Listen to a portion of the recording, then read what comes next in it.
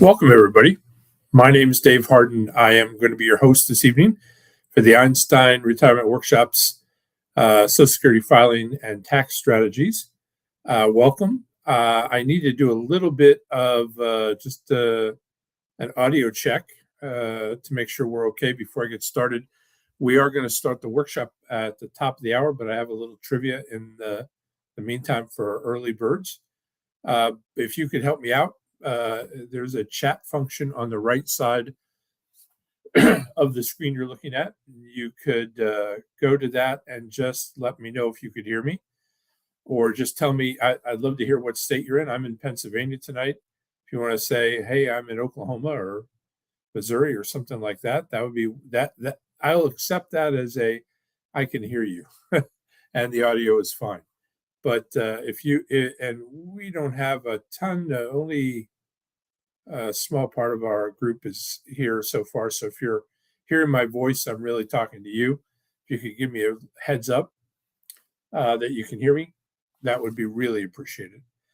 We have a bunch of different channels tonight, YouTube, Facebook, Texas, Louisiana. Oh, that's awesome. And Nebraska. We always get people from all over, and Arizona. We're all over the place. And Michigan. All right. All right. So I am going to say that looks like you can hear me. It looks like we've got enough different channels responding that looks good to me. All right. I'm going to pull up trivia. Bear with me. And jump in. This is all really easy to participate in, and it's just for fun. They're all multiple choice, so you can participate just by punching in a number or a letter, A, B, C, or D, right in the chat function like you just did. Let's get started. We'll do as many as we can before the top of the hour. Here we go. Number one. How are the first three numbers of your Social Security number derived? So everybody has 9 numbers, right? Hello from Ohio. 9 numbers, 3, then 2, then 4. Those first 3 numbers, though, where do they come from? Is it A, zip code of your birth city? B, zip code of the issuing Social Security office? C, random? Or D, they represent the state where you were born? So what do you think? A, B, C, or D? Just throw in your answer, and we'll have some fun. Nobody's grading your paper here, so don't worry about wrong answers. If you don't know, you don't know. Just take a guess. I see it. I see some D's. Oh, lots of D's. All right. Oh my goodness. Everybody thinks it's D, the state where you were born. That's interesting. Okay. I'll give you 20 more seconds here. There's a C, completely random. All right. All right, let's pull up the answer here. Drum roll. What's the answer? It's B. It actually represents the zip code of the issuing office of the Social Security Administration. There you go, Donna. That gave you your Social Security number. For me,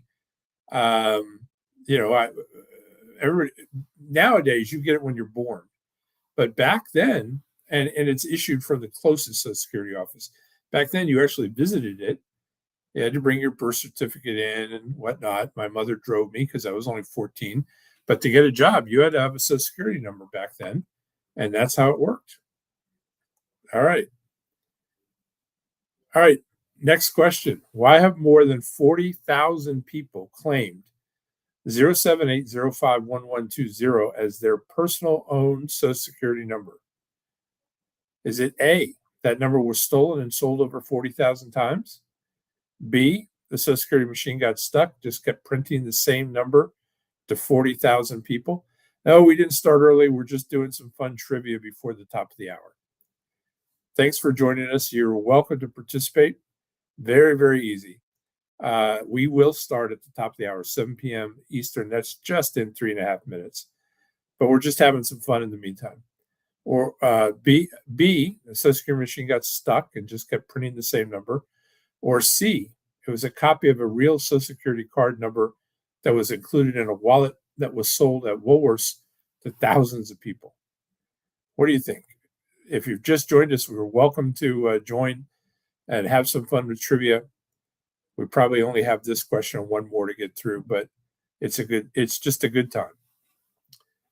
I see some C's. I see some B's.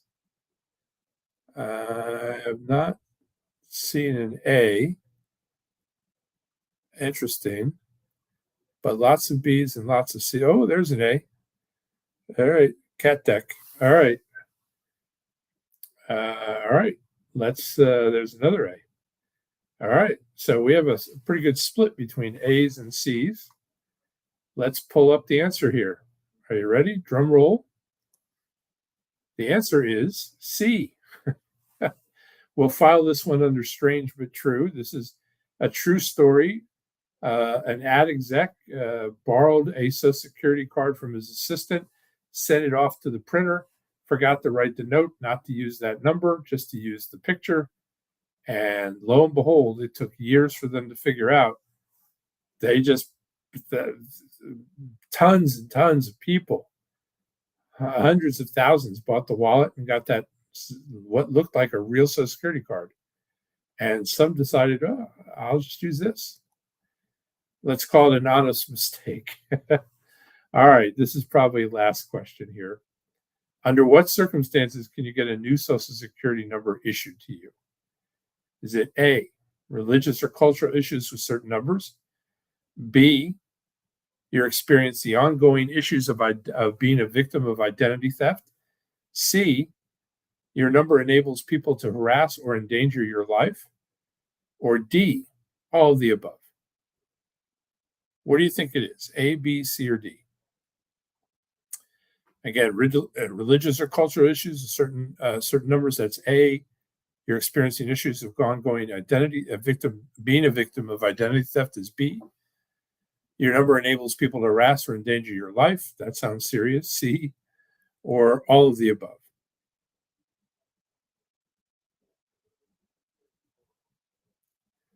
All right. We just have a few seconds here. Look at all the D's. Wow. I don't think I see another answer. D, D, D, D, D, D, D, D, D, D. All right. There's a B. All right. Good deal. All right. Here we go. I'm going to pull it up here. You're all right because it's D, which means it's in. It's all of them. Every single one of those answers is correct, so it's all of the above. All right. All right. Let me pull up the actual workshop here. Bear with me. And we will get going. All right. All right. So Jerry says there's a fourth option as well when you change your name. Yeah, that's correct. But it's not a different number. It's still the same number, Jerry. All right. Let me introduce myself. My name is Dave Harden. I am going to be your host this evening. I will do a little more formal introduction in about 30 seconds or so. Let me just do a little bit of housekeeping. People are still joining. We are expecting a fair amount of people tonight. Let me get this out of the way. I'm asked all the time, how long does this take? It's about an hour and 20 minutes or so. It could be a little bit more. It's rarely a little less. At the end of it, I always do a Q&A, a question and answer period, where I'll answer your questions to the best of my ability. That usually goes on for a while. You're welcome to stay as long as you want. Here's how you could help us. Don't wait till the end to ask your question. You're welcome to ask it at the end. But if you know what you want to ask, or in the middle of the workshop, something spurs a question, just type it in the chat section of the screen, and it will come up. That way, we'll have a bunch of them lined up to go as soon as we finish. and there'll be no lull where everybody's typing and nothing's happening. That helps us a lot. It helps you a lot. We like to keep things moving as much as possible. So feel free to do that. All right. That being said, let's get moving here. All right. I said I would introduce myself a little more formally. Let me take care of that.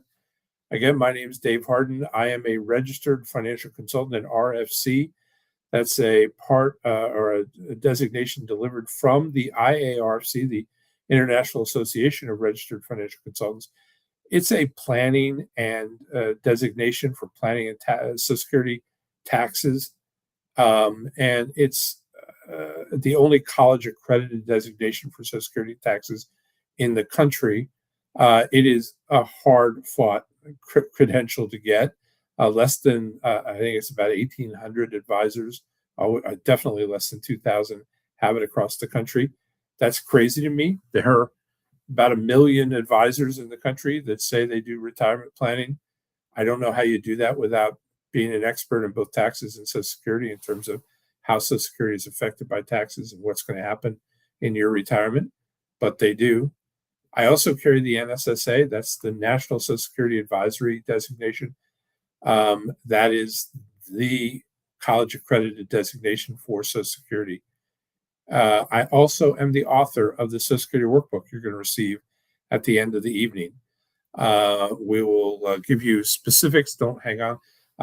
Somebody messaged me today and said I didn't get my workbook, and I asked a couple questions and realized they left in the middle. Well, we're going to give you the information on how to get that immediately at the end. So don't do that. Hang on. We'll get you through. All right. What else? Because I am also a Series 65 licensed fiduciary advisor, I'm required to disclose that I own a registered investment advisory firm. That firm is called, I'm going to see if I can, make me a little smaller. And, well, I don't know. Let me see if my tech team's here. There we go. That's so much better. All right. So the city, it's called City Center Advisors. We have a couple offices around the country, but we do business virtually with most of our clients. We've been doing that for years and years and years, even before COVID. I think we operate at 1,249 client accounts in 43, it might be 44 states now. I'll be honest, we've exceeded my wildest dreams. I own this with my son. I'm so blessed and proud to have that relationship and to be able to work with him. I'm getting older. He hasn't gotten to that point where he's worried about retirement at this point, but I just turned 70. So it's a different world for me than it is for him. But we enjoy this. We do it. But I need to let you know that I own this, that I am an advisor, a financial advisor, but I need to put you at ease a little here too. This is not what we're going to talk about tonight. I'm not going to talk about investments. I'm not going to talk about what you should do with your investments. I'm not going to talk about stock tips. We're not in this for this. This is a Social Security and taxes workshop. That's what we're going to focus on. That's what we're going to deal with. All right. Why are we here? Every single day, 10,000 people turning 65. It's a crazy amount. That's in the US of A. 70,000 a week, 280,000 a month.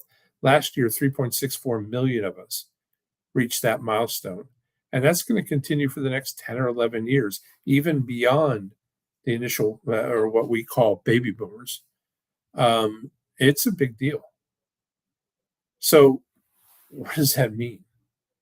Well, maybe more importantly, 65% of middle-income Americans derive more than 50%, more than half of their retirement income comes from one source called Social Security. It's a huge deal. It's a big, big deal. Since 1985, American corporations have eliminated more than 84,000 pensions. Now, I don't mean 84,000 people. That would be remarkable, but probably nobody here would be affected by that. But I mean 84,000 corporations. Some of those individual corporations have more than 100,000 employees. Some of them have more than 200,000 employees. One day they offered pensions, and the next day they said, this is too expensive. We're not doing it anymore. And they stopped funding them. And then maybe the most interesting and concerning statistic I'm going to give you tonight. 46.1% of Americans currently pass away with less than enough to fund their own funeral when they pass away. Now, think about that. Almost half of us are dying broke to the point that we don't have enough money to pay for our own burials. That's a serious, serious problem. And it's actually much worse than it sounds. But you might want to ask, how in the world is that happening? We have a 12% poverty rate in our country. This is not 12%. That's an eighth. That's not even an eighth. This is almost half. And you've got to ask the question, how did that happen? Because if you don't figure it out, how do you avoid it? How do you keep that from happening to you? And it's not like somebody just became broke the day before they died. I mean, I remember my stepfather had this saying. He passed away very early. He married my mom when I was 13, but he used that joke about the last check he wrote was going to bounce. Well, it didn't. It didn't come anywhere close to that. He died at 64, having retired from 2 different careers, but he got cancer. He ignored it for a month or two, and then a month or two later, he was gone. When they found it and discovered it, it was too late. All right. Do you own your home? Do you insure it? Of course you do. How about your car? I live in Pennsylvania. I said that earlier. I have no choice. How about your health? Do you have health insurance? Well, you do. If you're 65 and you're on this because you're interested in Social Security, you also automatically qualify for Medicare. Guess what? That's health insurance. It's a government-sponsored health insurance, but it's insurance. And so is your retirement. Social Security is nothing more than an insurance policy sponsored by the federal government, where you paid in your premiums to get a benefit later on. That's what it is. And that's how it works. All right. This, I think, is fascinatingly interesting. This is census data. If you're a single male, age 65 today, you have a 50% chance, a coin flip, that you're living to 85. Now, I don't think that surprises many, but you have a 25% chance of living to 92. 1 in 4. If you're a single female, 50% chance you're living to 88, 25% chance you're living to 94. When I first started in the industry, I told you how old I am. When I first started in the industry back in the late 70s, we used to, we'd stretch to get them to allow us to plan till 80. Well, if you're just planning to live till 80, you're going to be surprised. And then I think this is the most interesting thing that you're going to hear in a while. If you're a couple age 65, if you're the male in that couple, you have doubled your odds of getting to 92. Instead of a 25% chance, you now have a 50% chance. And if you're a coupled female, you went from a 25% chance at 94 to a 50% chance you're making it to 97. These are crazy numbers. Most of us do not relate to this. We don't think we're going to live that long. Some of us hope we're not going to live that long. But look, if 50% of you are living to 92 or 97 that are part of a pair, a couple, somebody's there's no way that most of you are wrong or are right. You're absolutely wrong. Many of you are going to live way longer than you're thinking. Here's the reason this is so important. If you're thinking about taking your Social Security, when you think about that, you have to have a plan about longevity.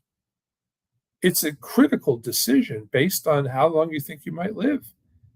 I mean, if you think you're going to live to be 70, you should take it as early as you possibly can because you're not going to collect on it that long. But if you think there's a good chance you're going to live to 85 or longer, taking it early is just absolutely a huge mistake. Here's the thing. Well, I'll tell you some statistics later why this is scary how this is happening. But this plays a huge part in our decision about how we take Social Security. Ethel Carterham is the oldest living person in the world. She just turned 116, by the way. This is wrong. She's not 115 anymore. But she lives in England. She is the oldest living person in the world. Now, some people say, well, that's not that old. Well, it's pretty old. It's pretty old. There have been older people. I mean, Jean Comet lived to 122. We had a lady, I think Violet Brown was her name, in Jamaica that lived to 122, almost 122. It's a long time. I mean, she has a long succession of people that have lived into the 119s and 116s and the 120s that have come before her. In fact, what's interesting about this is Ethel is English, but most of us, when we see this, look and see these Japanese people and these people that are from other countries, Italy and England, and we don't think of Americans as living that long. But you know who the second oldest living person in the world is? I think her last name is Whitehead. She's American. She's only 3 months younger than Ethel. If you'd have looked at the list of the oldest 100 people alive 15 years ago, there was nary an American on it. Now it's chock full of us. Our parents and grandparents are living much longer than we ever expected. Now, that's not true of everybody, but that's not how it works. It doesn't push us off into the side and say, oh, no, you're never going to live that long, and only these people are. That's not how it works. And you have to be prepared for this, because if you make an early mistake about filing, you're going to pay the price for that for a very long time, possibly. And that's really dangerous. All right, here's what we're going to cover today. Benefit basics. How does Social Security work? Strategies for married couples. Options for divorced individuals. Options for widows and widowers. Now, if you're thinking, I'm single, Dave, well, what's in this for me? First off, Social Security was entirely created for you. These are the offshoots. But do you see that next word there? The next category? Taxes. Man, do you have to pay attention. We all do. But if you're single, you really have to zone in here. It's become incredibly important to you. And then coordinating benefits as well. Why that is so critical and why it's overlooked all the time. All right, let's talk about the benefits. How do you get them? To qualify for Social Security, you had to work at a Social Security covered job, a place where you paid in and then your employer matched that. Now, if you're self-employed, you already know the bad news. You paid both sides of that with zero discounts. Then they use the highest 35 years of your earned wage income to calculate your Social Security benefit. Not the last 35 years you worked, not the first 35, the highest individual years, 35 total of them. Now, before I go away from this, it's really important that I mention the fact that if you don't have 35 years, it could be a big problem. Now, don't misunderstand me. You only need 40 credits. A credit is 1 quarter. Quarter is January, February, March is 1 quarter. March, April, May, June is another. You only need 40 of those, which is 10 full years to qualify for a retirement benefit from Social Security. But to get the maximum benefit that you've paid for, you need to work a minimum of 35 years, and 35 years with 4 quarters in them each. Now, here's what happens if you don't have 35 years. No problem. As long as you have the 10 years, the 40 quarters, you've qualified for a benefit. But the benefit's going to be reduced significantly for the amount of time that you didn't get the full amount. Here's why. To get your benefit, they take those 35 years, they add them all together, and then to get your average income, they prorate them, and then they divide those 35 years by 35 to get the average individual prorated income year. That's how they do it. But if you don't have 35 years, they still add the years that you have. Let's say you have 30. They add those 30 up all together. They prorate each one, and then they still divide by 35. If you know anything about math, you know adding zeros to a division problem is going to lower the outcome, the average, by a ton. So some people retire with 25, 20, 15. They have no idea that even another year or two could make a big difference in terms of the average. But even 34 years, one more year makes a big difference. So don't ignore that. And more importantly, don't expect that this is done just because you have more than 35 years that you worked.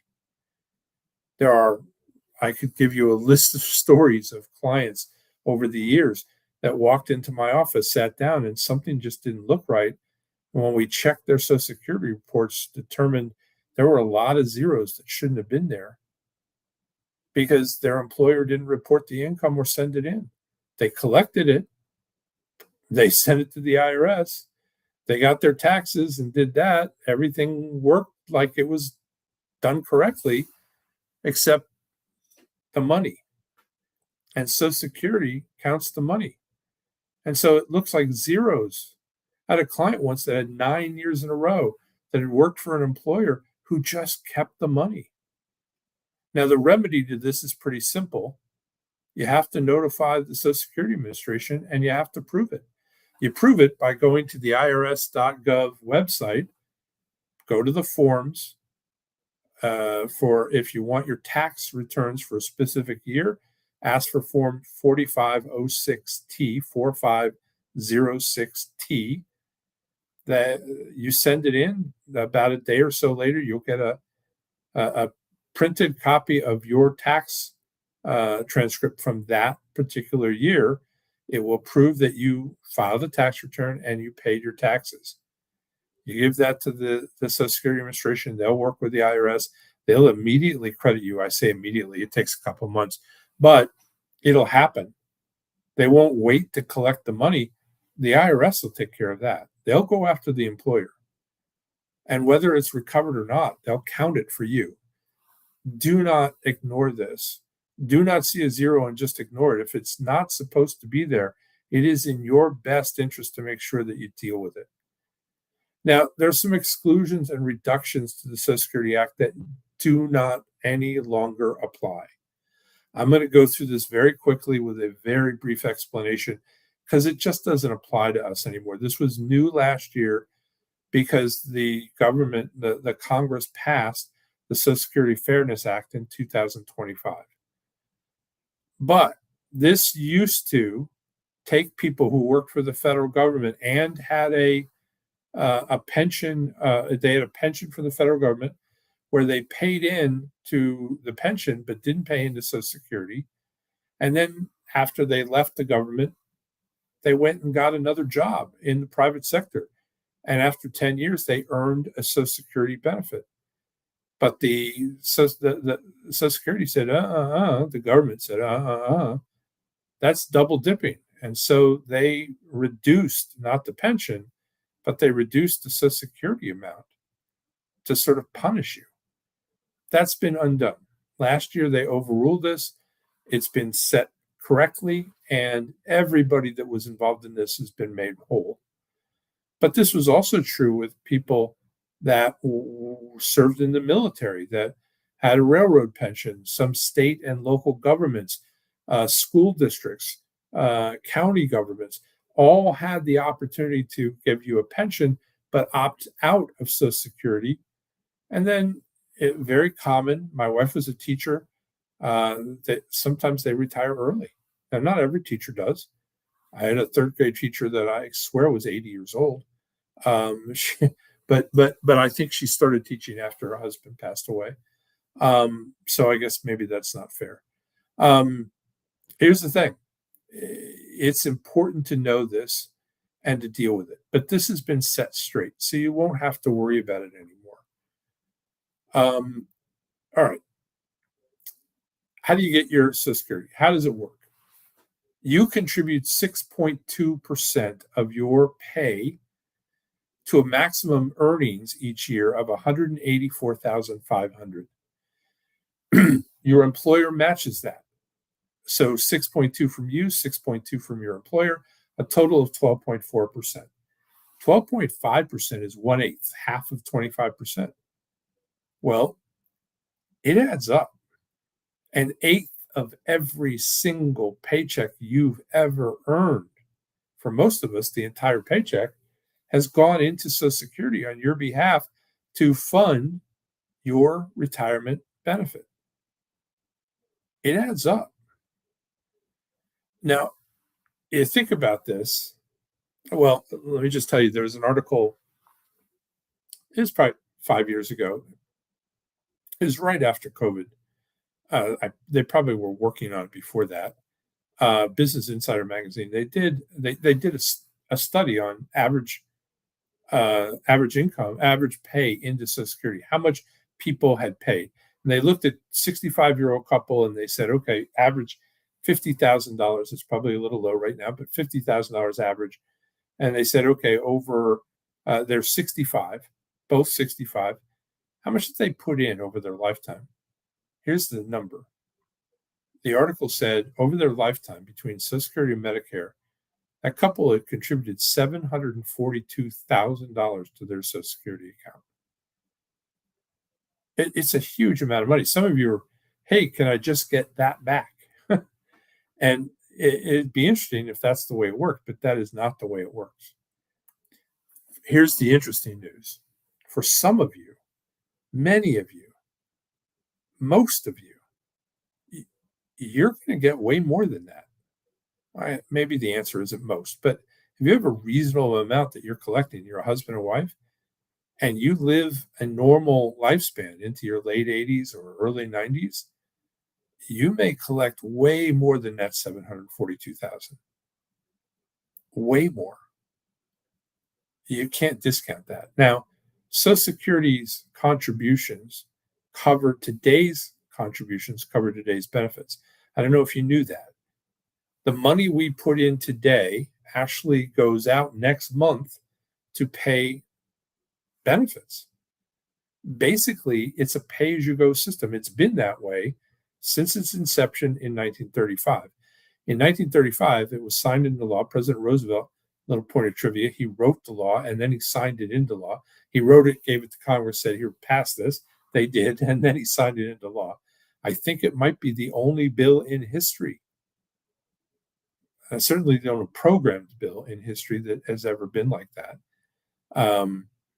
That with written completely by the president.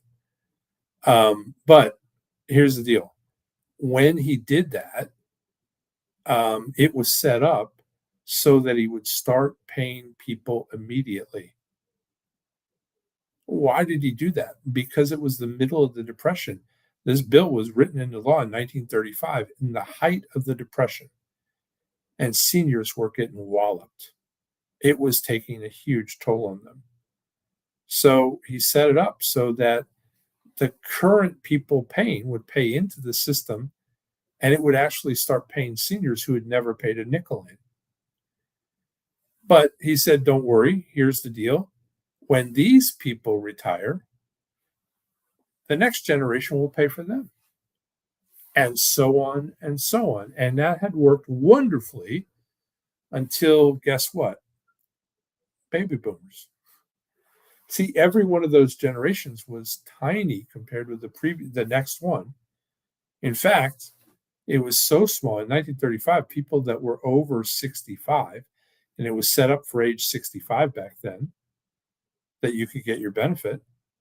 At age 65, the average lifespan ended at 63. People didn't live long enough to collect. It was just the people that lived longer and longer. Interestingly, I don't know, some people, I've read some accounts that people live longer because they have something that they can live on now. That actually has some huge benefit to our health, to know that we have a safety net, maybe to make sure that we collect something that we put money in. I don't know. It's all conjecture on everybody's part. But here's the thing.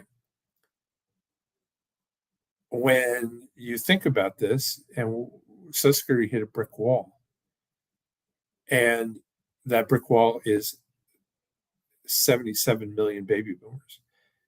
Every other generation was significantly smaller, and then we came along. In fact, our generation was so big that when our parents and grandparents were collecting in the Reagan administration, there were as many as 40 of us paying into Social Security for every single recipient getting a benefit. Now it's gone up since then, and it will continue to go up. But that's how it worked. So what happens now? 77 million baby boomers. Anybody know how many millennials there are? 81 million. There's more of them than us, but boy, that sure isn't 40 to 1, is it? And that brings up the question about solvency. What's going to happen? How is this going to work?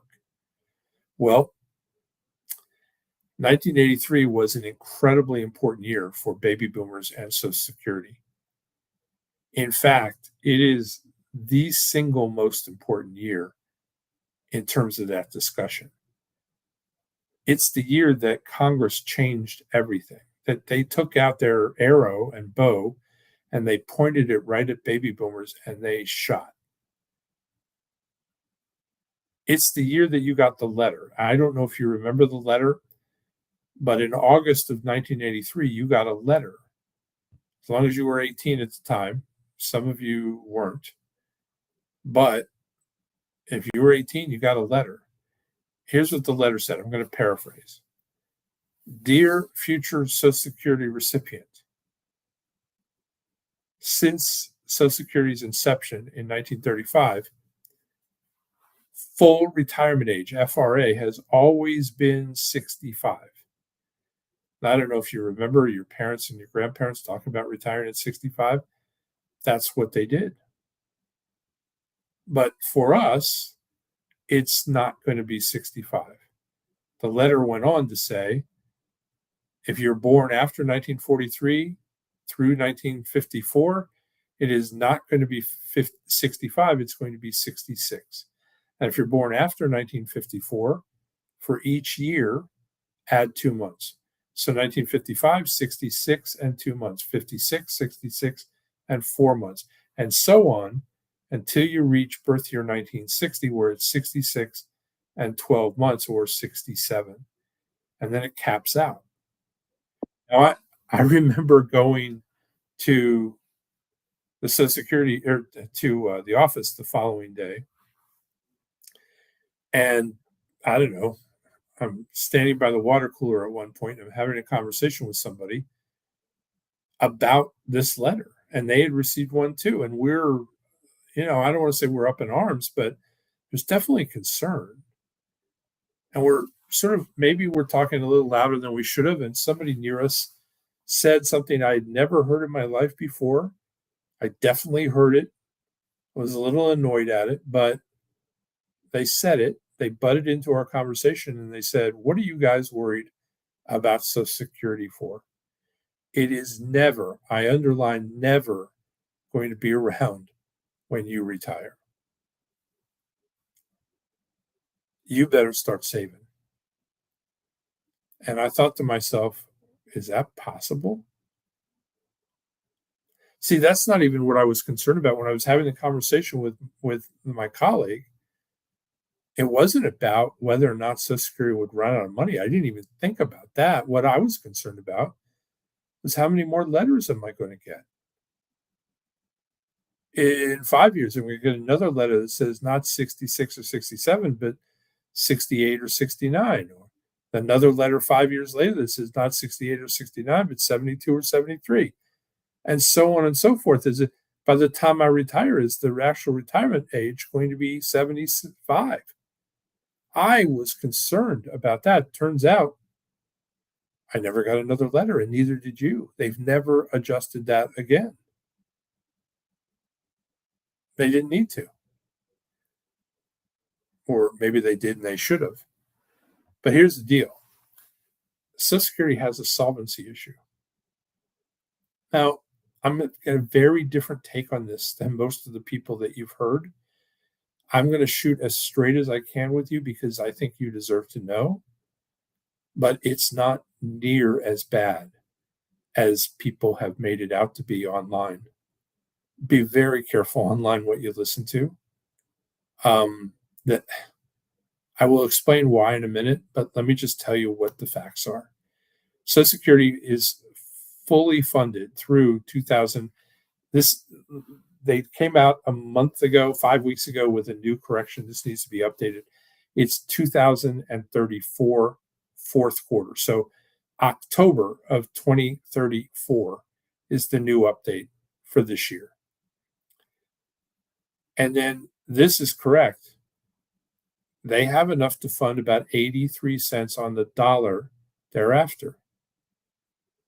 Now, this should be some solace to you.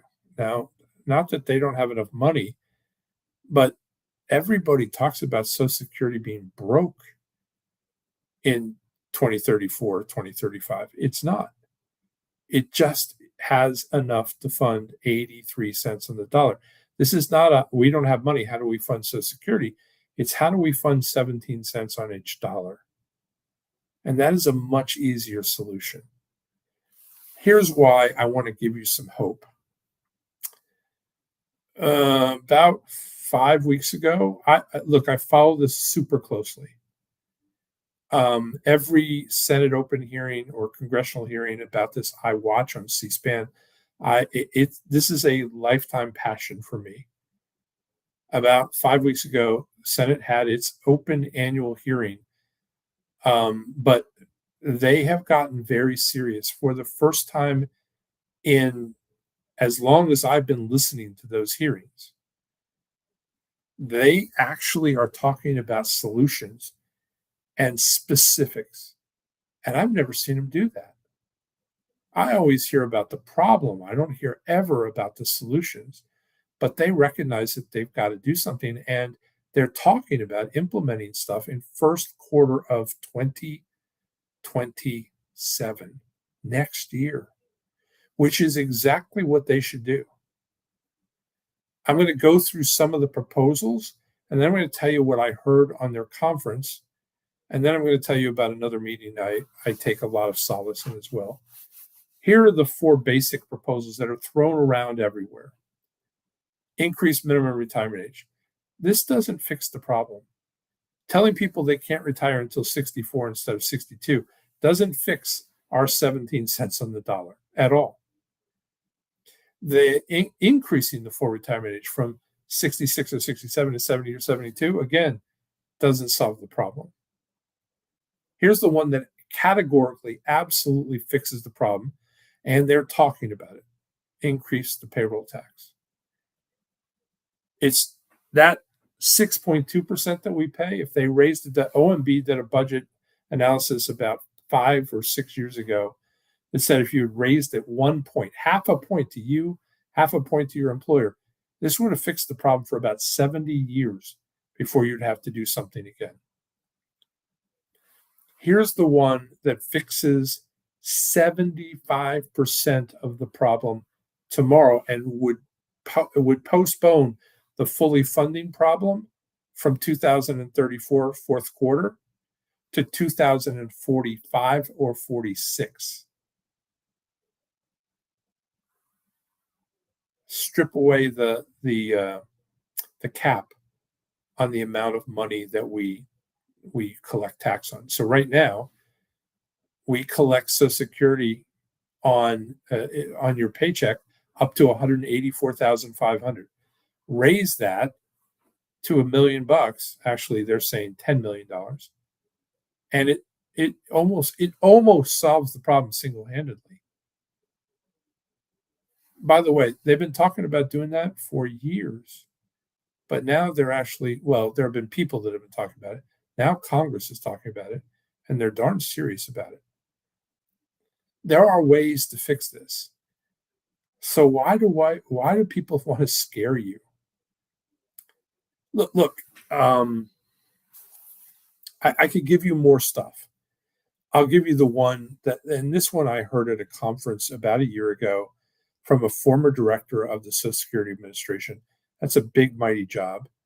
But here's what he said, and I want you to pay attention to this because I think this is the most compelling argument why I don't worry at night about this. If Social Security stopped paying its recipients the entire amount of the contract, so you have a contract with Social Security, you paid into a system that said if you pay this and you do this, here's how much you get.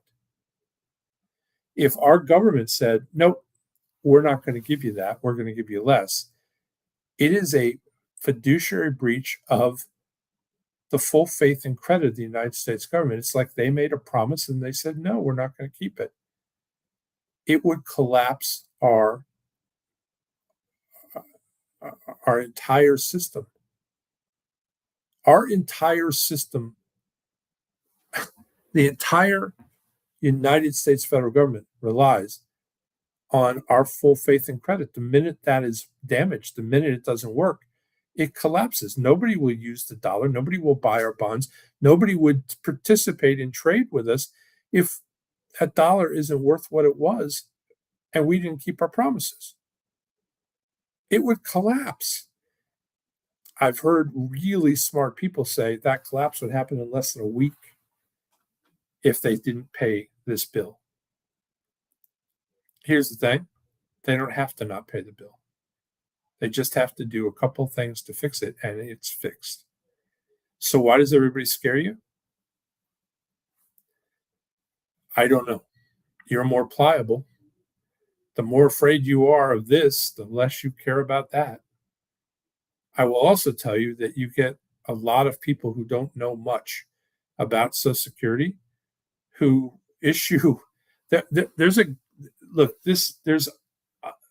dozens and dozens of probably 100 people out there doing YouTube videos about Social Security.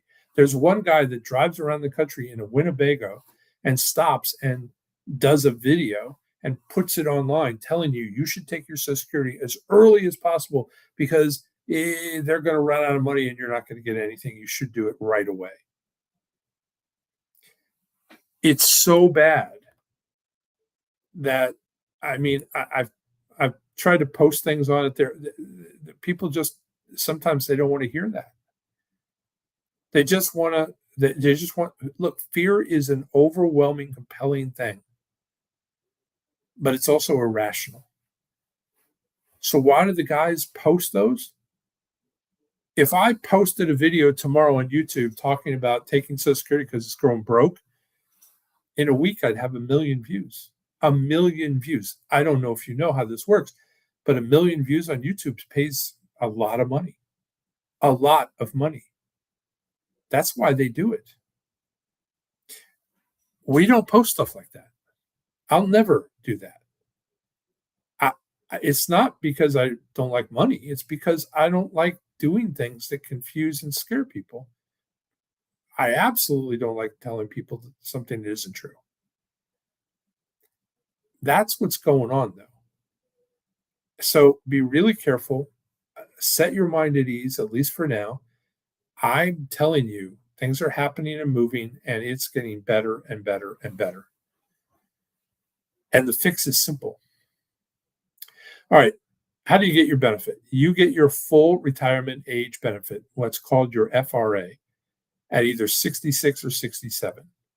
100% of it. If you take it early, you get less. Each year, you get less, all the way to 62, where you don't get 100%, you get 75%. Now, if you delay past your full retirement age, for each year you delay, you get these DRCs, delayed retirement credits. Now, it's actually every month you delay. You get 2/3 of 1% per month added to your benefit if you take it later for every year you delay or every month you delay.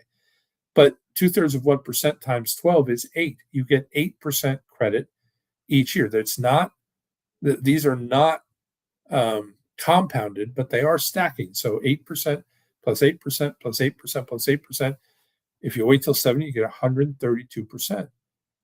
Listen to this. The difference between taking it at 62 and getting 75% and waiting till 70 is 177% more benefit.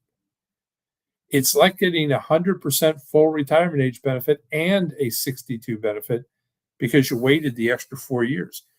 It's a huge deal. You can't underestimate that. 3 distinct Social Security benefits. Your benefit, your retired workers benefit. You get it because you've earned it. A spousal benefit is earned by the working spouse that you're claiming against. I told you I just turned 70. My wife had been married almost 50 years. She could have never worked a day in her life. She's entitled to a spousal benefit because she's been married to me for more than a year. And then widow or widowers are entitled to a survivor benefit simply because they were married to the person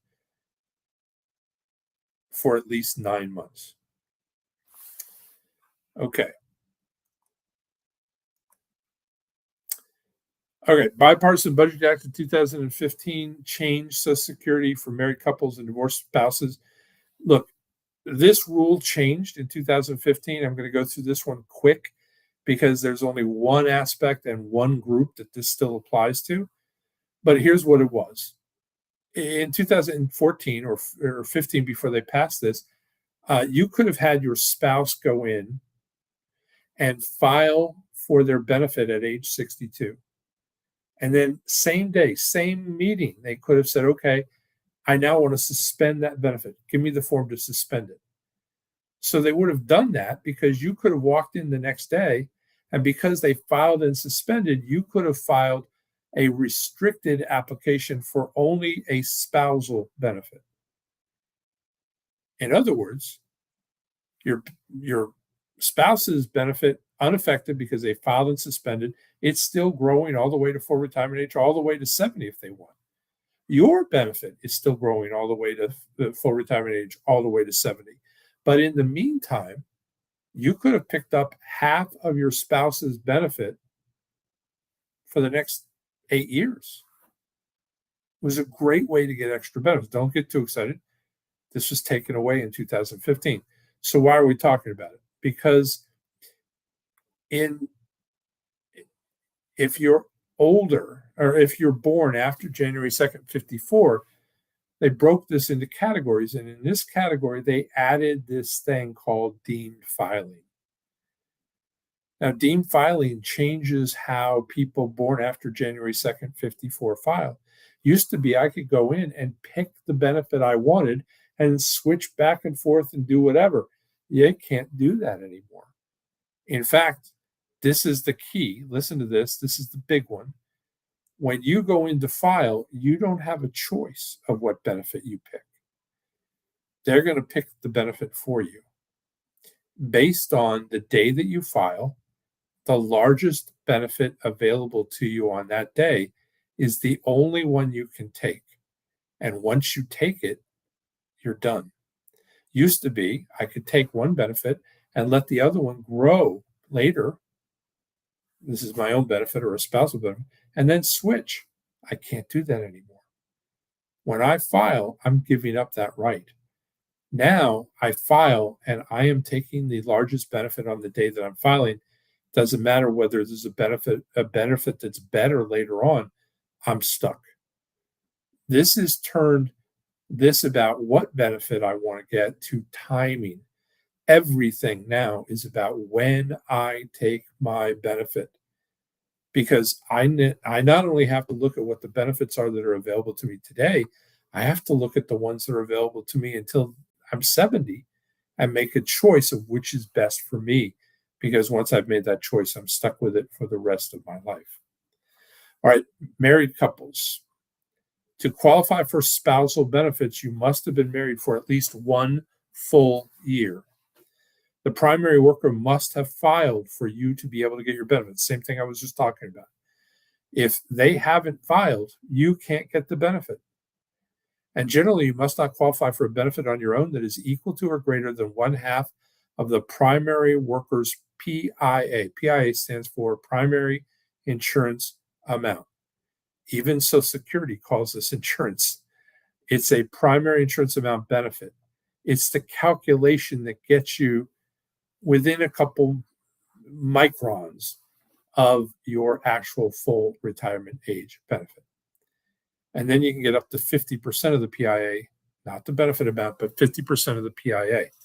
So here's an example. John, primary insurance amount at full retirement age is $2,000. We're going to use round numbers here. Jane would be eligible for 1/2 of his benefit or of his PIA. At her full retirement age, she'd get $1,000. Very simple, right? Except that it's a little more complicated than that. If you file at full retirement age, you get 100% of your benefit.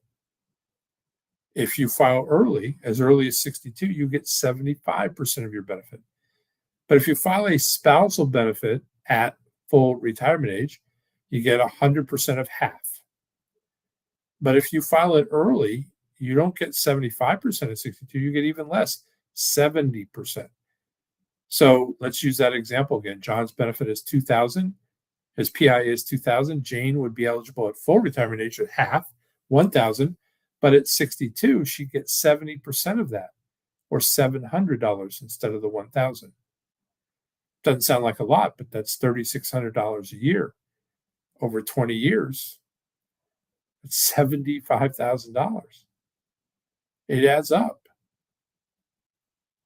And that's not counting things like cost of living increases. Now, you get your full retirement age at 66 or 67. If you delay, you get those DRCs, delayed retirement credits, 8% plus 8% plus 8% plus 8% up to 132%. If you delay taking your spousal benefit, folks, listen to this. This is the biggest mistake I see people make. Oh, I'm just going to wait because it's growing after my full retirement age. But then a year later, they check, they get a statement in the mail or they check their account and realize it didn't grow. Why didn't it grow? So they set up a meeting. They call Social Security and say, why didn't it grow? And Social Security explains that doesn't happen on spousal benefits, just on your own benefit. Oh, well, I made a huge mistake. Can I backdate? I've heard I can backdate. You can backdate your own benefit, but you cannot backdate a spousal benefit. You can only file it going forward, never backwards. You've just given money back and you will never see it. All right, survivor benefits. At the death of the first spouse, the surviving spouse can receive a maximum of either his or her own benefit. Makes sense, right? Or the benefit of the deceased, whichever they choose. Survivor benefits have choices that spousal benefits don't have. I can take my benefit or I can take the other benefit. I can switch back and forth, but I can't do that on a survivor or on a spousal benefit. Only a survivor benefit can do that. Or 82%, 82.5% of the PIA of the deceased if the deceased filed early. Now, I get a little irritated with those. If you didn't hear it in my voice when I was talking about the people that post on YouTube telling people that, the Chicken Little stories about the sky is falling, you better get your benefit because they're going to go broke, because it has a consequence. You could say, oh, I'm too smart. I don't believe in that stuff. I don't pay attention to that stuff. But people do. I'm not saying you do. I hope you don't. But here's the thing. In the last 5 years, 65% of people filing for their Social Security benefit did so before they turned 65. 40%, 2 in 5, filed at the earliest possible age at their birthday at 62. Here's the problem. If you're a spouse and you're married, you're a couple, and you file early, and then something happens to you and you pass away, there's your benefit and there's your spouse's benefit. Your spouse then gets the choice. Do I keep that one or this one? Because they're going to lose one. Can't get both. So typically, if you're the main breadwinner and you filed early at 62, they're going to inherit your benefit. Except your benefit is greatly reduced. So much so, and this is happening so often, that the Social Security Administration has said, look, we're going to boost that up from 75% to 82.5% to try and help out a little. It is tiny how much this is, but it's better than nothing. I guess it's good news in some regards, but it is not great news. All right. Most common mistakes: higher wage earner files early, short changes of survivor benefits. This happens thousands of times a day.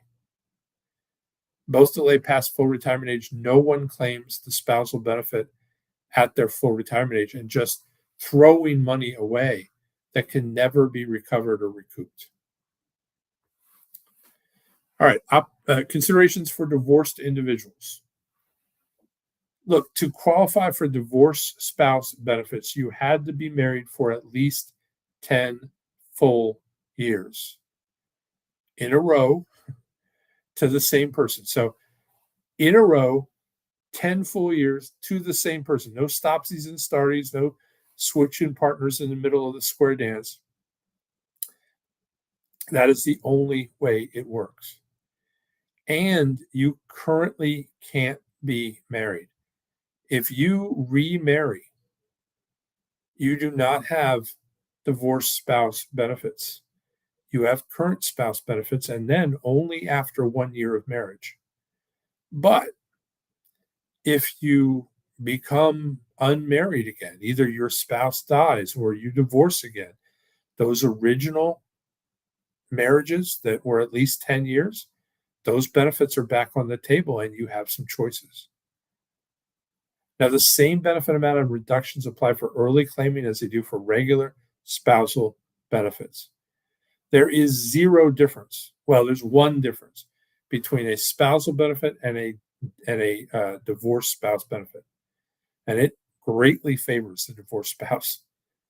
I told you I've been married almost 50 years. My wife, I just filed for Social Security because I turned 70. My wife filed for Social Security at 62. She couldn't get the spousal benefit because I hadn't filed. The spousal benefit is a lot more, but she couldn't get it till I filed. But if we had been divorced for at least 2 years, so we were married for at least 10 years, and then 2 years after our divorce, that rule is waived.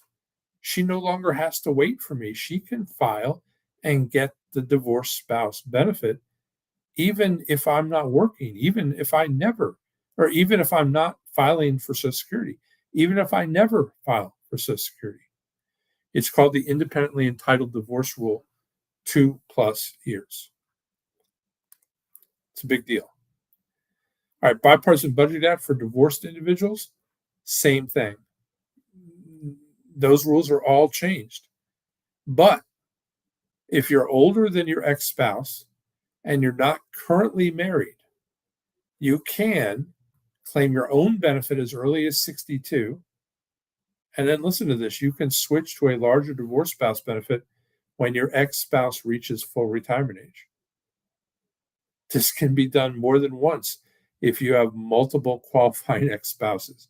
In other words, multiple qualifying ex-10-year marriages.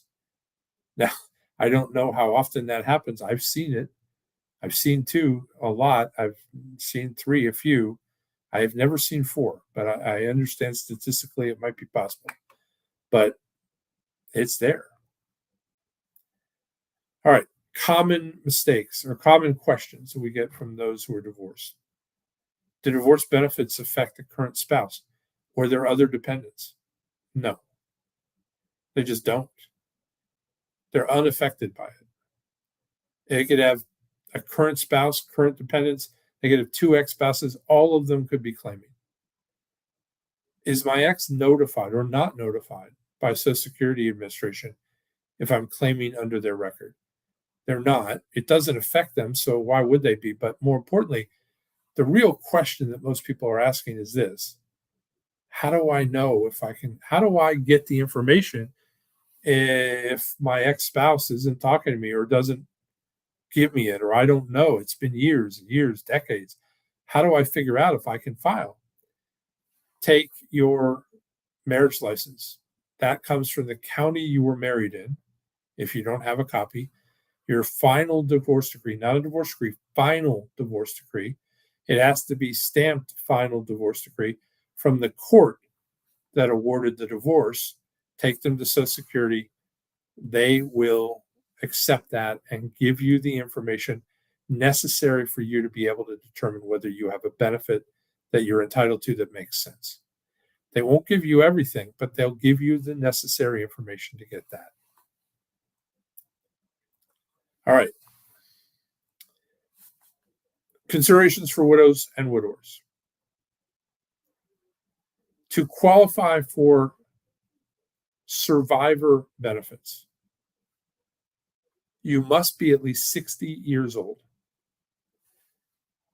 If you remarried, even for a day, you pulled a Dennis Rodman and a Carmen Electra in Vegas for one day, and you got married and got annulled the next day, it still doesn't matter. You no longer have these benefits. But if you remain unmarried till your 60th birthday, the following day you can get married and you're still entitled to these benefits. You had to be married a minimum of 9 months prior to the death of your spouse. Couple of exceptions. If your spouse was a member of the armed services of the United States, killed in the line of duty, that's an exception. If your spouse was a full-time fireman, killed in the line of duty, or a full-time law enforcement officer of the United States, killed in the line of duty, those are exceptions. That's it, though.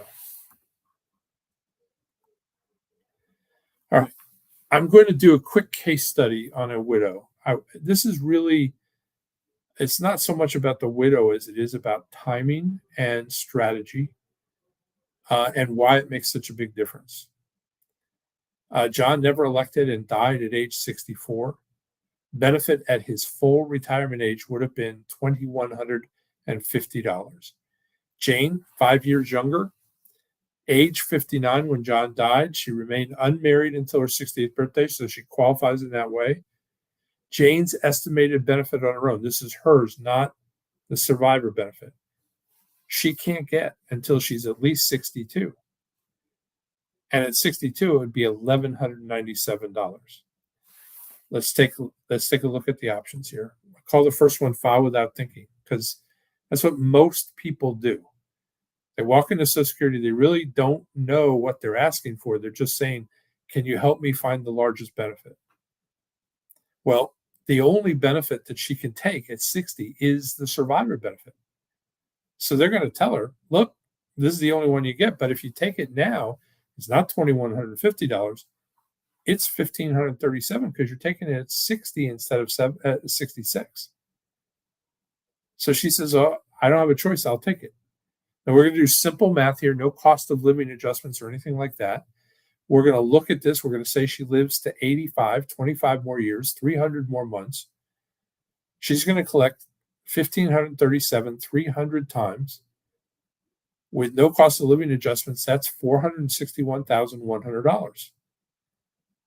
Strategy one says don't take that. Take your own benefit at 62. It's only $1,197, but here's why you do it. Maybe you're working for the next 2 years. You make $40,000, $50,000 a year. That's more than you would have collected anyway. Do that and then switch, take that $1,197, but only take that through your FRA. And when you reach your full retirement age at 67, switch. And then take the other benefit, which is maxed out.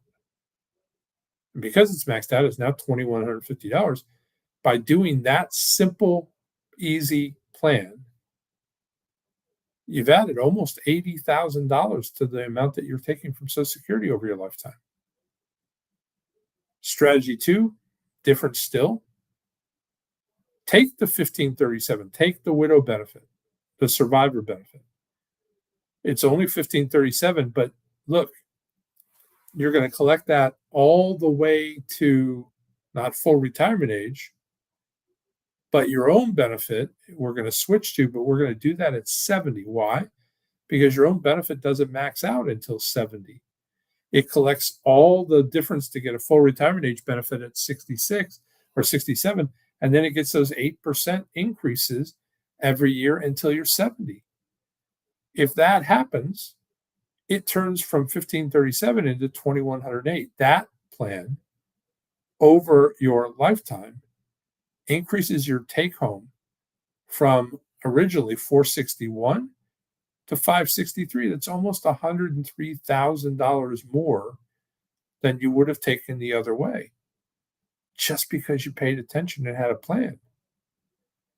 This is why this is so critical and so important. I don't know how much you have. It doesn't matter. Who can afford to throw away $100,000 in retirement? Nobody. Okay. If you take your Social Security at 62, 63, 64, age 65, 66, for some of you at 67, well, 66, and you continue to work, and you earn $24,480 or more for every $2 you collected in Social Security, or for every $2 you collected in Social Security, they're going to take back $1. Now, this is a problem because if you earn, let me put it the easy way, if you earn about $58,000 a year and you made $2,000 a month in Social Security, when you file your taxes next year in April, sometime in July, you're going to get a letter from the Social Security Administration that says, hey, we paid you $24,000 a year last year and you didn't earn any of it. You owe it all back with interest. Now, some of you, how would I pay it back? They have ways. They just stop paying you your benefit until it's paid off. It is a horrible way to start retirement. It's just something you should not do. In the year that you turn FRA, full retirement age, you still have a problem, because if you earn more than $65,160 that year, for every $3 over that, they're going to take $1 of your Social Security back. Now, if your birthday is in January, February, March, the chances that you're going to earn $65,160 or more is a little slim, unless you're doing really well. But if your birthday's in October or November or December, and you decide to take your benefit in January because you're turning full retirement age this year to get a jump start on it, you could have a problem. Now, just don't take your benefit until your birthday. Look, anybody in this situation now has a birthday of 19, you have a birth year of 1960 or later. So your FRA is when you turn 67. So just wait until your birthday to start taking your benefit so that you don't have this problem. Or if you want to be really safe, you can wait till January 1st of the year after. But once you've hit your FRA, your full retirement age, you can earn a bazillion dollars and there's zero reduction of your benefit. But you earn a bunch of money. Really, it doesn't even have to be a bunch of money anymore. You are going to have a problem with taxes and Social Security. Now, I wish I could ask everybody on here right now how many of you knew that Social Security was taxable. Didn't used to be. And really, that's the pet peeve I have. You remember when I told you before 1983 was a big year for Congress and Social Security and baby boomers? They drew back their bow and they shot and they hit baby boomers pretty hard. They did that by changing our full retirement age, but here's what else they did. They changed so that your Social Security is fully taxable.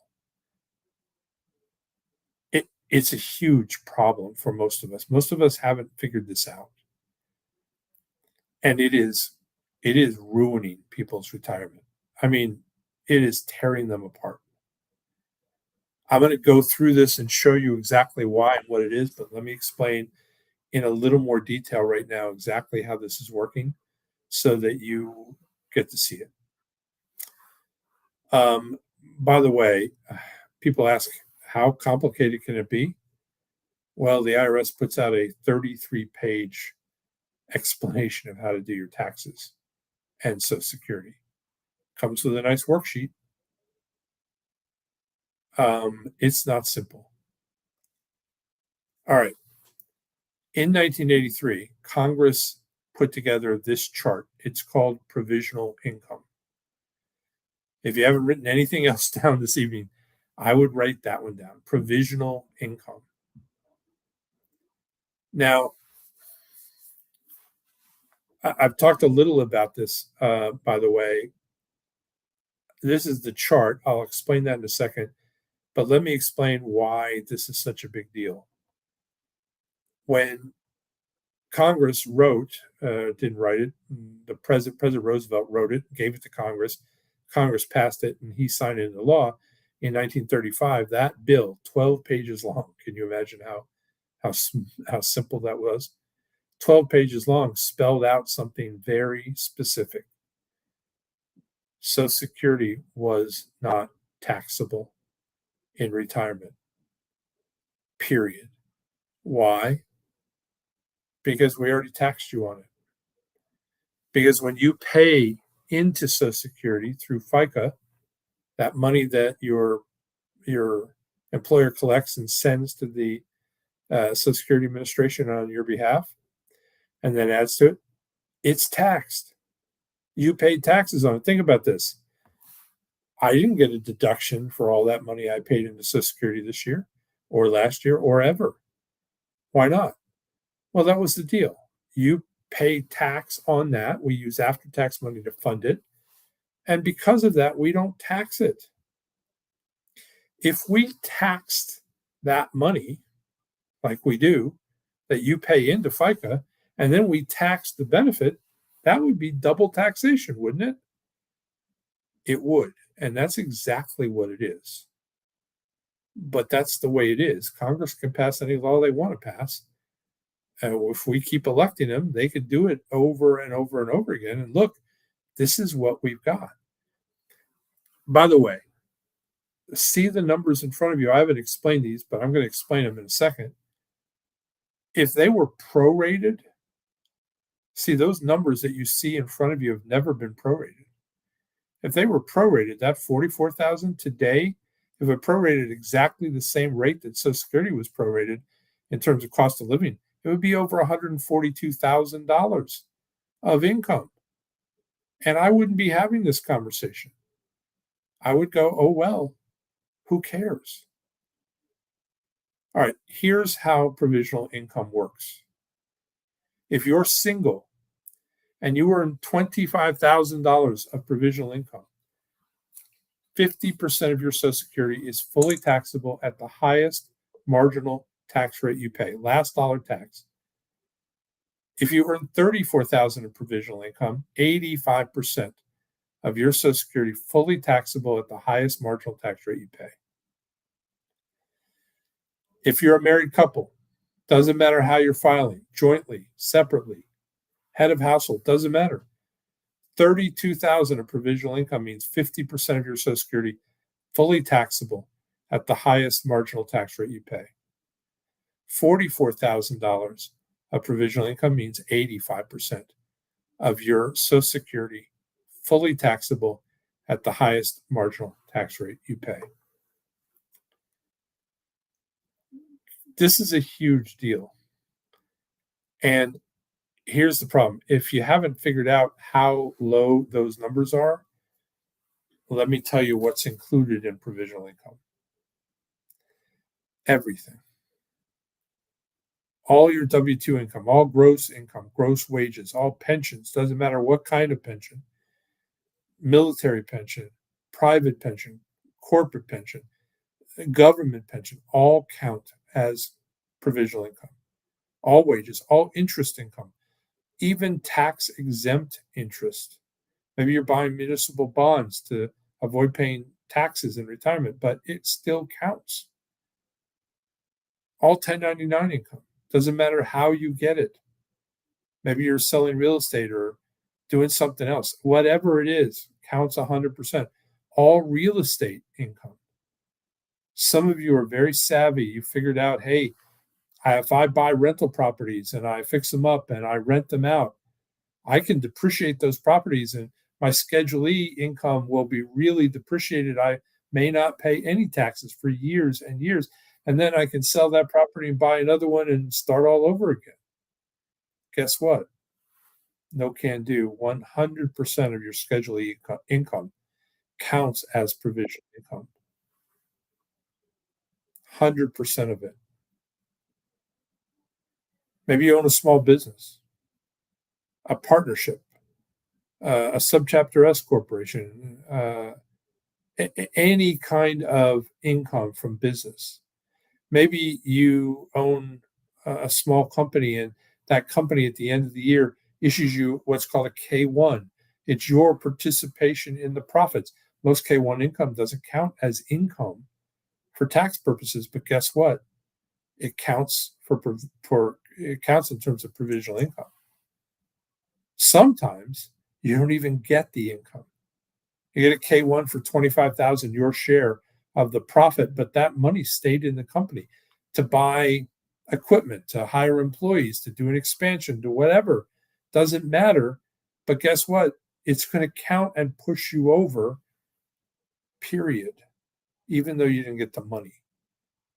Maybe you're like my son-in-law, my daughter, who overpay taxes so that they get a big tax refund every year because they like that. They get I've seen them buy home improvements, roofs. They converted a stairwell in the bedroom. They bought a car. They took vacations. They do this every single year. But that tax refund in the year that you receive it counts 100% as provisional income.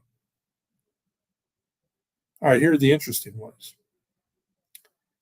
Do you have an IRA, a 401k, a 403b, a 401a, a 457, a SEP, a SERP, a SLRP? Any tax-deferred account, I don't care what the numbers are, where you pay into it, you put the money in tax-deferred, no tax going in, it is deferred as it grows, and then when it comes out, you pay tax on it. Now, I see some of you going, wait a minute, my advisor said this is the smartest money in the world. I'm avoiding tax up front, getting this tax break up front. It's growing tax deferred for years and years and years, and I only pay tax on it when I'm in a lower tax bracket in retirement, right, Dave? Well, I don't know about you, but the chances that you're in a lower tax bracket than you are right now in retirement is pretty low. Most of us are in a 22 or a 24 tax bracket. And guess what we're going to be in retirement? A 22 or a 24 tax bracket. That's just the way it is. So you might say, okay, why is this a bad deal? Well, it's not a bad deal. And I'm not nothing wrong with 401ks or IRAs. Many of our clients have tons of them and a huge portion of their wealth in them. But their advisors, when they were doing their planning, didn't really think through the implications of what it means to pay taxes in retirement.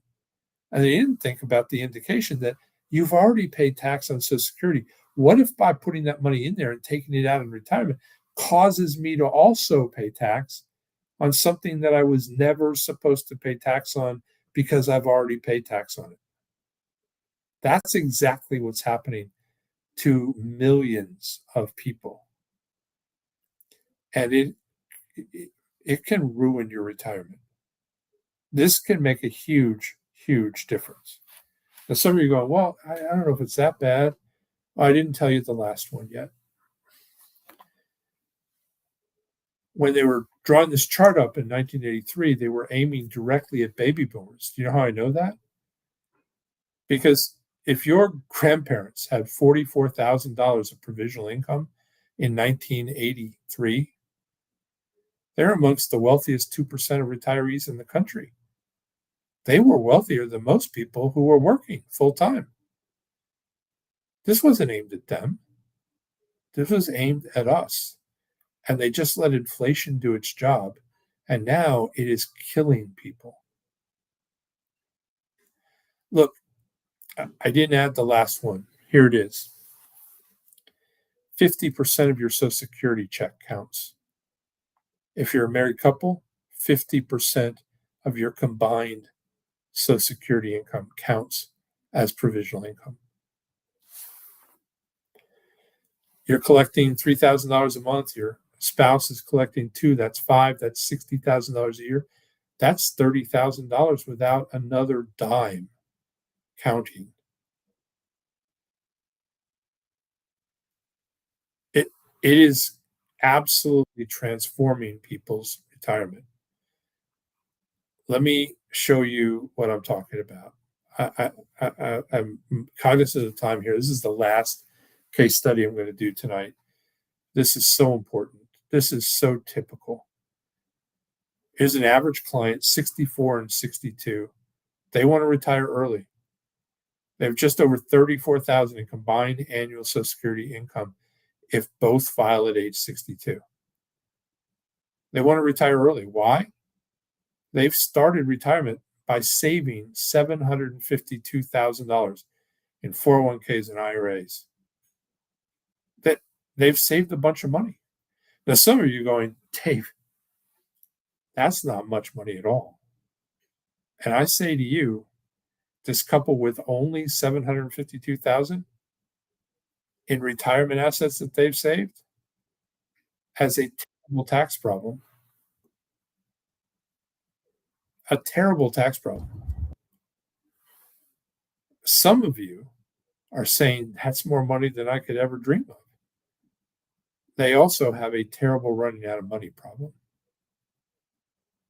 We're going to say we're going to give them 6% return on their investments, 3% inflation.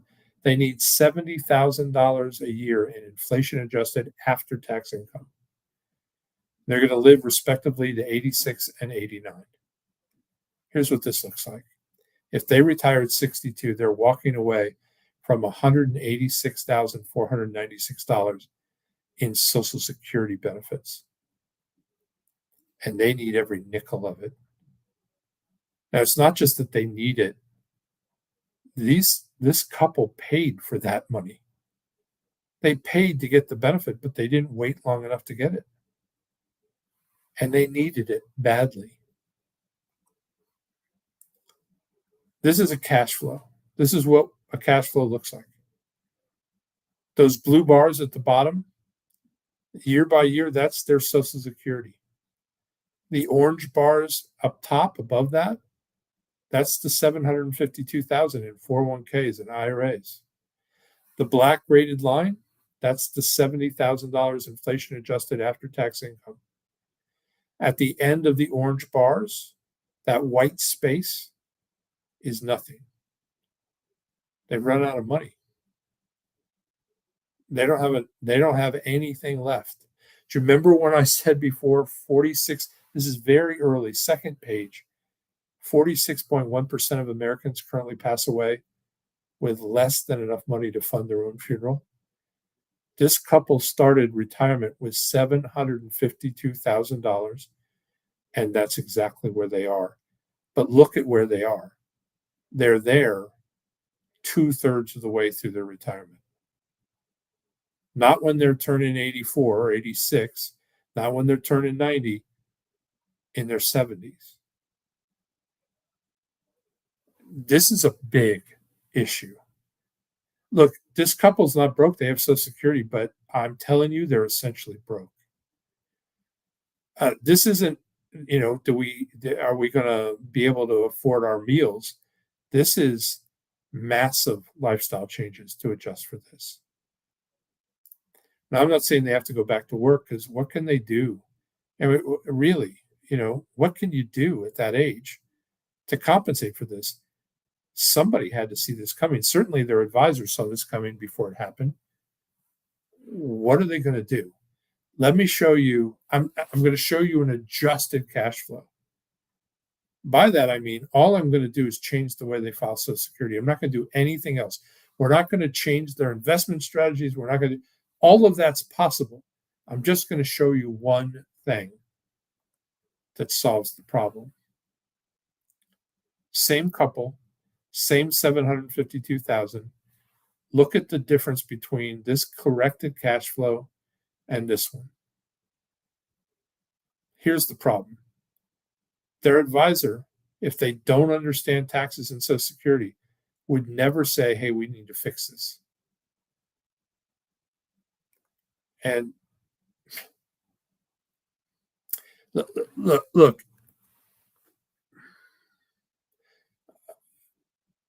there's a study out. I can't remember the name of the group, Ciparelli or something like that, that did this. It's 77% of people leave their advisors too late.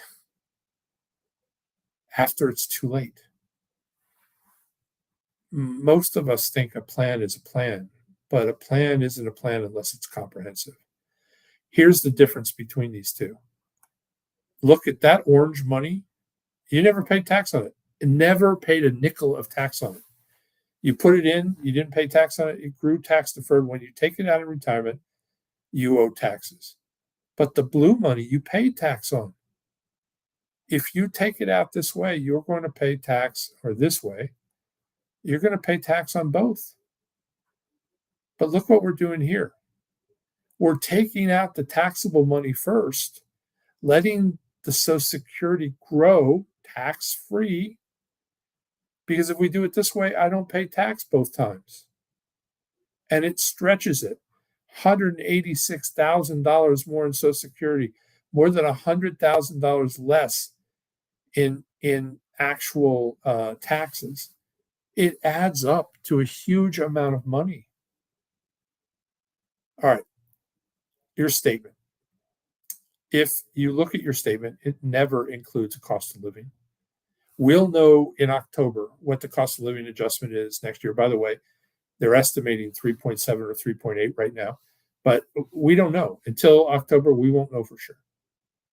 But you need to project it to have any kind of chance at a plan. It assumes that you're working, that you're going to file at 62 or at 70 or full retirement age. Here's the deal. Something like 72% of us don't follow any of those. And then the most upsetting, the most egregious thing of all, I've been married almost 50 years. My wife and I, we have cars together, we have houses together, we have investments together. There is no me and no her financially, it's us. But Social Security looks at her and me like we don't know each other, like we're two ships passing in a financial river that never see each other. I need to coordinate to have any idea of how this is actually going to work. And then they will not, cannot offer you advice. They can't do it. They're trained not to. AARP says whether you're close to retiring or just turning 50, you should check your Social Security earnings record each year to make sure it doesn't contain errors. It's also important to be aware that some of those have statutes of limitations on them. It might be too late to correct them already. All right, every time I do one of these workshops, I offer a personal, complimentary, another good word for free, Social Security analysis. I'm going to do that this evening. It's quite in depth. I'm going to explain what we're offering, what's included, how it works, what you can expect. Then I'm going to explain who is going to do that for you, and then I'll explain why we offer it. So bear with me 1 minute, and then we'll get through this. So look, anytime you do some planning for Social Security, you need to understand what your break even is. You have to be able to do that. But it needs to be done correctly and comprehensively. We will sit down and work that out. This is a big step into for how long or when you should wait, and if you should wait in terms of filing. We'll do that in a comprehensive manner. We'll give you something that's easy to use and understand, super easy to implement. We'll look at the alternatives and the shortfalls. What if I don't have enough money, Dave? We'll show you what you can do. What are your options? And we'll look at alternatives. Look, here's the best route, but I don't want to do that. What if I did it this way? What does that look like and how do they compare? We'll show you. No problem. And then what about income? What about cash flow? What about tax analysis? Well, look, can we save you money in taxes? We'll show you exactly how to do that to the penny. And then in terms of cash, into income, are you overestimating how much your assets will bring in retirement? Many people do. Here's what even more do. They underestimate how much their assets are going to bring in terms of cash flow. I will tell you, one of the saddest parts of my job is when I see somebody come to us, not early, but late, like in their late 70s or early when they're just turning 80. And they realized all of a sudden, nobody told them 10 years ago, 15 years ago, that they had more money than they needed. Because if they had known that, they would have done stuff. They would have taken trips. They would have gone on vacations. They would have given money to family and helped them when they needed it. They would have done that. Instead, they didn't. And now they have way more than they can use, but they don't have the ability to do it. Because look, we're all running on, a timeline. And, I took a vacation to Hawaii early in the year, and my wife's pushing me to do another one because I don't want to wake up 10 years from now and realize I could have done stuff. And neither do you. But that's what retirement planning is understanding not to make sure that you just have enough money at the end, but to make sure that you lived it well. We'll do that for you. We'll show you how it works, what you need to, what you can expect. And we'll look at the income plan.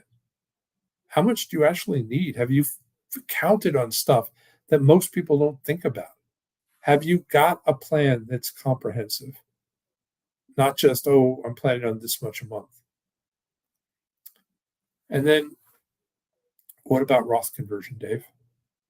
We'll go through that. We'll pinpoint it. We'll show you what you should be doing and when so that you take advantage of it.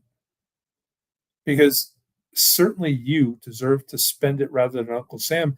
And if it's going to kids or relatives, who wants to give it? Who wants the biggest part of what you give to them to go to somebody other than them? So we'll do that. And then what about coordinating the benefits? Has somebody looked and coordinated everything, your Social Security, all of your pension plans, your qualified, non-qualified assets, IRAs, 401ks, life insurance, TSPs, everything that you've got, and put it into a comprehensive plan so you know exactly where you are. If you haven't done this already, go to www.ssa.gov, www.ssa.gov. If you haven't got a copy, if you haven't done this already, you need to do that to get your actual statement. First off, to check to make sure that it's got the stuff in it that it should have, and they haven't missed things like earnings years and stuff. But the other is to get the benefit, to actually get the statement. Once you have that, you have everything you need to do comprehensive planning. I'm going to give you two options tonight. I'm going to detail out what those options are, and then we'll put up a QR code. We'll put up a link in the chat section. You just click on them or go to the QR code, and it'll bring up the option, and you can choose which option you want. Here's option one. It's everything I just explained. It's the full filing strategy, the tax strategy, the retirement asset and Social Security coordination with a focus on taxes and retirement asset coordination. It's everything. That's option one. I'll tell you who's going to do that in just 1 second. You're very fortunate tonight. Here's option two. Some of you are saying, hey, Dave, I really appreciate this, but I don't have assets like that. I'm here because I need to figure out how to file Social Security because that's my asset in retirement, or that's 95, 98, 99% of it. I need a timing issue. For me, it's about when to file, not what to do about it. And here's some benefits. I'll give you some good news. If your assets in retirement are just your Social Security check, you will not have a tax bill. It's mathematically impossible to pay taxes on Social Security if the only asset you have is your Social Security check. You won't have to deal with that. But what you'll need is a plan. How do I file? That's the workbook. That's what we've created it for. It'll walk you through and tell you exactly what you should do for timing. That's option two. Option one is everything we talked about. It's a tax plan. It's everything that you need to do it. Option two is the workbook. All right. Now you get a workbook if you're doing option one as well, but there you go. All right. I told you I would tell you who's going to do this. Let me break that down for you. You're very fortunate tonight. I've asked a good friend of mine, Justin Ponce, to step in. He's cleared his calendar for the next several weeks so he can accommodate this. Let me tell you a little about Justin, and then I will I'll move on and tell you why we do this. So what about Justin? First off, Justin has an MBA, a Master's in Business Administration and Finance. So less than 5% of advisors in our country carry or have earned an MBA. It's a hard thing to do. It's an unusual thing to do, but it makes him incredibly savvy in areas that most advisors just aren't. Now, Justin has also earned from the College of Financial Planning a CRPC, a Chartered Retirement Planning Counselor designation, an APMA, an Accredited Portfolio Management Advisor designation. He carries the same NSSA designation that I do, the only college accredited designation for Social Security and taxes in the country. He also is a Series 66 advisor. He is a fiduciary. Now, every advisor in our company is a fiduciary. We're a fiduciary organization. That's the only way we do business. We believe that's the only way anybody should do planning of any kind for a client. But Justin embraces that, and it is a huge part of his identity as an advisor. He's really, really good at this. Look, I love Justin because he is so comprehensive. Because, look, Justin's taught himself how to be an active listener. Have you ever met somebody who, when you sit down with them and you're having a conversation and you're talking and you can see them get their lips ready. They already know before you've said what you're going to say, they know how they're going to respond. That just irritates me because they're not listening to me. They just want to talk. That is not him. He is somebody who, when he responds, it will be responding to you because he is thoroughly listened to you. He is so different than what is out there. You're going to love him. He is just different in so good a way. He is, I put him at the best of the best. He's just incredibly gifted. Look, you're going to get comprehensive tax and Social Security planning and analysis, and you're going to get incredible attention to detail. And my belief is you're going to have the best experience of your life. If you've ever met with an advisor, ever sat down, whether you have one or don't, it's going to be the best experience of your life with that. Which brings me to why we do this. So look, there are companies out there that charge $1,000 for this. Tons that charge 500 or more. We don't charge a dime. Here's why. I told you earlier, 1,249 client accounts across 33 or 40, 43 or 44 states. I don't know which one. We have been incredibly successful. But with a couple of exceptions of referrals from our clients' children, people who have said, please work with my child, every single one of our clients has gone through this process. They have sat down right where I'm suggesting that you sit and gone through it and sat with us and seen what we do and how we do it. And then they've said, wow, I want more. That's why we do this.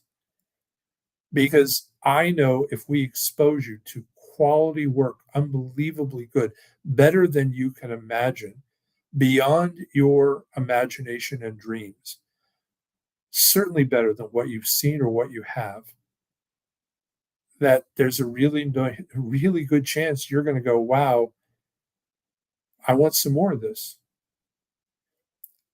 Look, is that selfish? Maybe, but I'm never going to twist your arm to do it. We don't want clients like that. A client that I have to twist his arm to want to be a client isn't a client for long.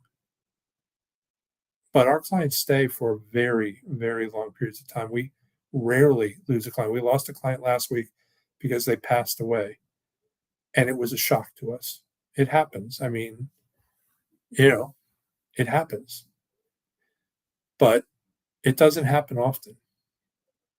There's a reason for that. All right. I see many of you are signing up. I really encourage you to do that. I'm going to start the Q&A in just a second, but I want to throw in one last comment. People say, what's the deal? Why? Look, I'm a huge Costco fan. I don't know if you know who Costco is. You're from all over the country, so maybe it's BJ Wholesale or Sam's Club or some independent warehouse place where you go and you stuff is in boxes and you pull it out. But I love Costco for a bunch of reasons. By the way, totally other side of town for us. It's not an easy thing to do, but we go, and I push my wife to go on Saturdays. Here's why. You walk into Costco on a Saturday, at every nook and cranny of that store, somebody is cooking, frying, microwave, baking something for me to try. And I like to try new stuff. And I don't pick everything. I try stuff and I go through the store and sometimes I just go, okay. But sometimes my wife knows it. She sees it. I don't have to say a word. I just get this smile on my face. Like, this is good. And she doesn't even hesitate. She says, we'll take one. And if I nudge her, that means two. Because that's how, if I like something, I almost always want more of it. That's what we're doing here. We're trying to show you the quality of what we have in anticipation that you'll want more. That's it. Thank you for your patience. I'm going to ask tech team to pull up the Q&A. Start if you still have time. If you want to type in a question, you still have time to do that. But we'll pull up the ones that are already in here. Here we go. This is from Georgiana. If I file for my benefits, but my spouse hasn't filed yet, will I get spousal benefits when they file, or do I wait to file for mine when spouse files on theirs and get theirs and to get spousal benefits? No, you can file yours right now. You will not get spousal benefits until they file, and then you'll have to go in and say, "Hey, my spouse filed." I know a lot of people say they'll contact you immediately, but I've seen that happen, but most often you have to do it. But you'll be able to go in and say, "My spouse filed, now I qualify for spousal benefits. I'd like to switch my benefit." And as long as that benefit is larger than yours, you're good. You're entitled. You'll be able to do it. Great question, Georgiana. All right, here we go. Oh, another one. Can a widow who is not eligible to file yet file for spousal benefits at the age when deceased spouse would have been eligible to file? Who's not eligible to file yet? Yeah, as long as she's at least 60 years old. She has to be eligible to file a widow benefit, which is 60. If she's at least 60 years old, um, in fact, she doesn't have to wait. She can file immediately as long as that spouse is deceased and she's at least 60. She can file. All right. Patricia, they need to drastically downside their spending. You're preaching to the choir. Good comment. You're 100% right. All right, Jeff. This is great info. Need more. Okay. Well, we've got Justin set up. He'll give you all the information you could possibly need. Good for you. All right. Next question.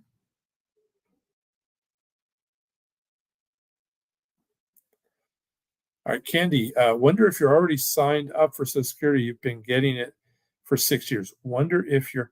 So the question is, what can you do? You still need a plan to deal with taxes, and you can stop Social Security, and it will continue to grow even after 6 years. But if you have 401ks and IRAs, you still need somebody to do some planning quickly. But yeah, you have some options that you may not be aware of. Loretta, how do I scan the QR code while I'm using my phone? You can still scan it while you're using your phone, but if you are having trouble doing that, Loretta, you can take a screenshot of the QR code and then pull the screenshot up and just tap you hold the camera up, take a screenshot when the yellow circle or yellow rectangle appears. And then when you pull up the screenshot, just touch that rectangle or circle, and it will absolutely take you right to it. All right. MT, I think it's Clark.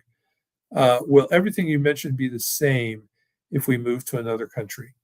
Yeah, Social Security still pays you if you move to another country.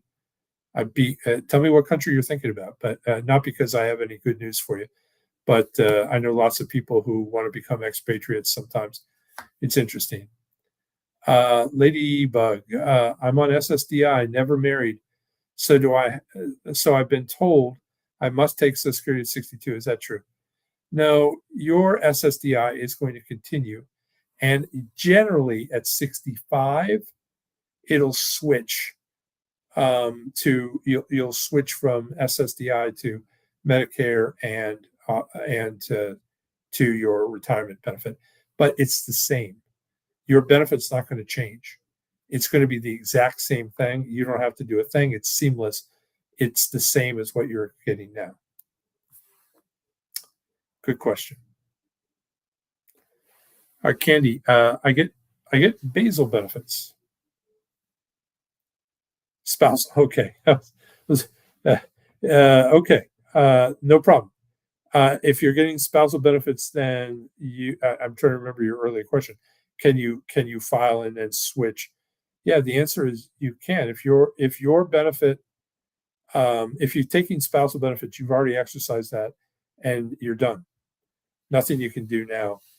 Just make sure, your spouse, if your spouse has already filed, make sure that they do it correctly. If they haven't filed, if they have, then you're both done, and there's nothing you can do, other than planning, which is still, taxes are a big deal. Okay, wondering if well, there's lots of questions. Oh no, maybe not. All right, that looks like it might be the last question. Let me just double check.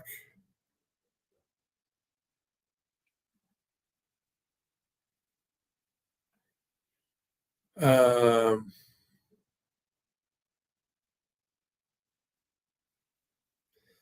there's one. Okay, got that. It looks like we've got through all these. Okay. All right. Uh, Let me give you 20 seconds or so in case somebody's finishing up typing. Otherwise, let me thank you for your patience and time. We still have a bunch of people on, even into this. So I will bid you good night. Seeing nobody else here, I'll bid you good night. Good planning. Oh, somebody just popped up here. Um, okay. Tech, we got two more from Loretta here.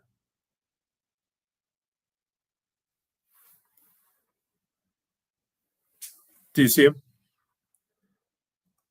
All right, there's the first one. Loretta says, I'll take Social Security. If I take Social Security at 62, and my husband and I both own a company, and he shows all income going forward, can I stay part owner, and do I need to be removed from the company? Yeah, I will tell you, this is a difficult one. And I'm going to suggest you talk to your CPA, but you're talking about income. And if they're going to look at joint income, and they're going to say that's your income too. And there's very little way around this, particularly if you're removing yourself from the company to avoid it. They've been through all this. It's not probably going to work, Loretta. I would delay, um, particularly because if that income is reasonably high, certainly above 60 some thousand, you're not going to get any Social Security. You're going to get it and then have to give it back. So I would hold off and let it grow and make the most of it. If it's a very small income, that's another area, but it doesn't sound like it. And then let me. Is it true that I can pull from my IRA? This is Ladybug. At age 59 and a half, can I start moving to Roth at that point? Yeah, a lot of 401ks will let you do that even at 55. But yeah, Justin is an absolute expert at that. He'll walk you through it backwards and forwards. Great question. We'll be moving to the Philippines upon retirement. Will the same strategy you talk about remain the same? Yeah, absolutely. MT, this is, I hear lots of people, it's maybe the largest expat population in any country. It is incredibly inexpensive to live. Your Social Security can go a long way. But yeah, everything that we've talked about applies there too. Okay. All right. I am going to bid you good night. Good planning. May you all have a well-deserved, wonderful, wonderful retirement. We'll say goodbye from now. Thanks, everybody. Bye-bye.